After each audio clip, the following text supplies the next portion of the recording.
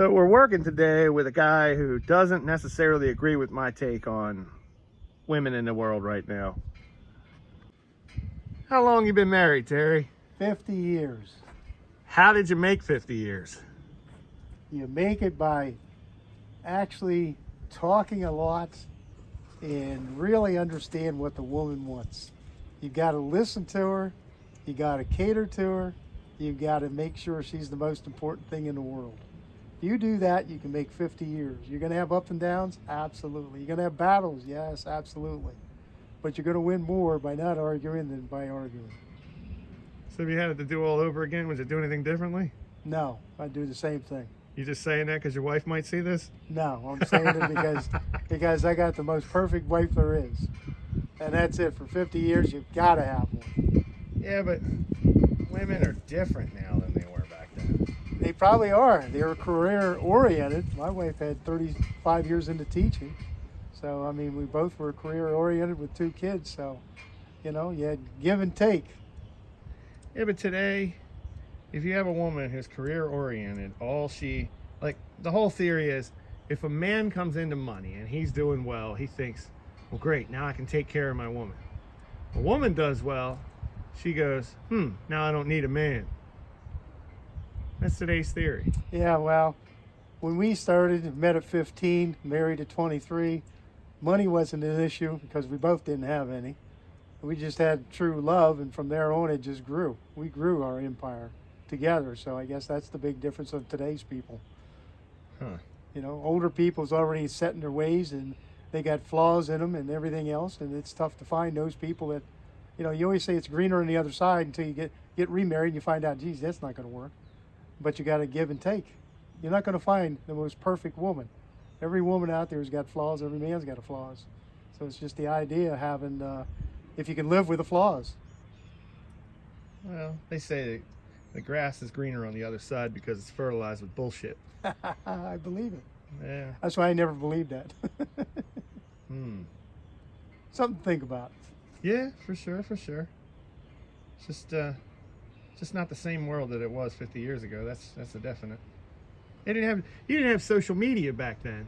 No. And you didn't have dating apps. No. And the women back in those days, they weren't 2 clicks away from the next swinging dick in the field. That's true. So, competition. People were more spiritual. People went to church more often. They were more connected to their family. Today, families are disposable. Family, church, and friends is how you met women back then.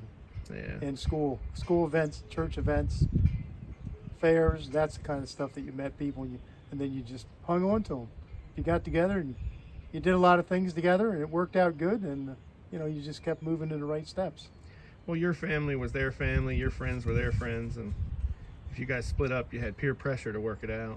Not quite. We were 20 some miles apart, so we didn't go to the same schools, we didn't go to the same social people, so we had that separation. I met my wife with my older sister, so you know, we were 20 miles apart, so it wasn't, I didn't have all the social pressure. I mean, I had hers, and then I had my friends, and you know, finally they all get to know each other. It made a bigger family, bigger fan base. Huh. So, yeah, I mean, today if you're living right next, if you're in the same town with a girl you're dating, yeah, you may run into those things, those problems. But you're talking an older crowd today that didn't grow up together. So, and if they're already divorced once or have kids, that makes it even tougher today. I don't know how you guys can handle it. The problem is once they know that they can throw something away and try again, they get the They do. tendency of wanting to continue to throw things away, looking for the next best thing. Yeah. So then you get to the point where you don't have any loyalty in anybody anymore because they're just like, oh, I'll just find a new one. I know I can get another guy. They post one picture on a dating app and they got 25 guys ready to line up and take your spot. So it's like you want to try hard, but it's like, what's the point? You know, find yourself a good Christian, because a good Christian woman, if she believes in her beliefs and you believe in your beliefs, and it'll work out together. Something to think about. Food for thought. Huh. Well, anyway. I got to decide where I'm going on my 50th anniversary. Maybe Hawaii. Maybe Australia. I think I should treat her to Australia. Sad thing is, I'm in my 40s. I'll never have a 50th anniversary.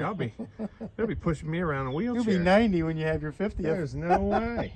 If I've failed at it for 4 decades already. I damn sure ain't gonna make it just instantly now work out. You got to bring down your standards then, maybe. Maybe your Oh standards are too no!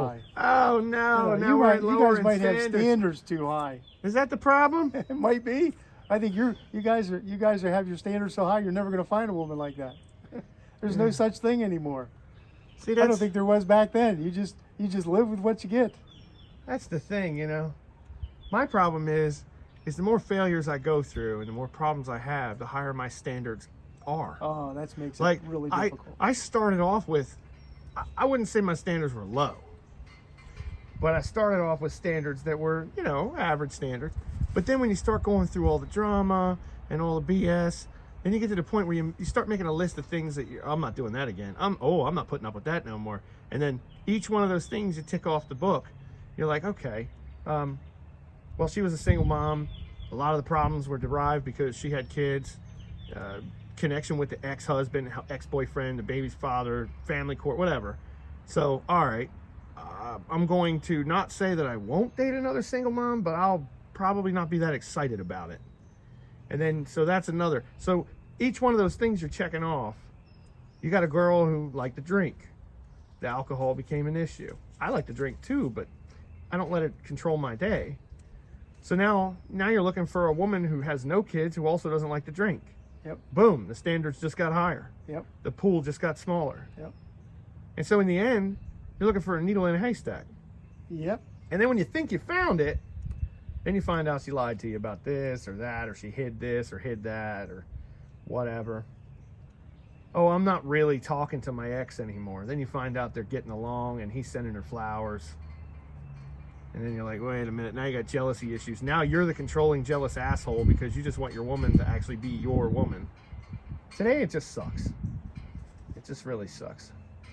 Yeah, I'm just glad I don't have to go through all that. Yeah. What they say, the good old days, things ain't like they used to be. You They got don't that make them right. like they used to, and they're talking about women, not just cars and houses. You got that. She likes a 73 Monte Carlo. She got a 73 Monte Carlo. Is that Give them what what they want. Is that what you got the wife? Oh, yeah. Yeah. See? See, Went guys? Went to Ohio to get that. Brought it back in. She got it out front of her house on her birthday with a big bow on it. She's happy, tickle pink. Wow. See, I'd buy somebody something like that if I thought they'd still be around in a year. Yeah. That's the bitch of it. Anyway. Yeah, 50 years. Imagine that. Got to give Terry some respect on that one. Don't know if I could do 50 years, even if I found her today. Subscribe if you want to see more like this. And hit me in the comments if you got anything.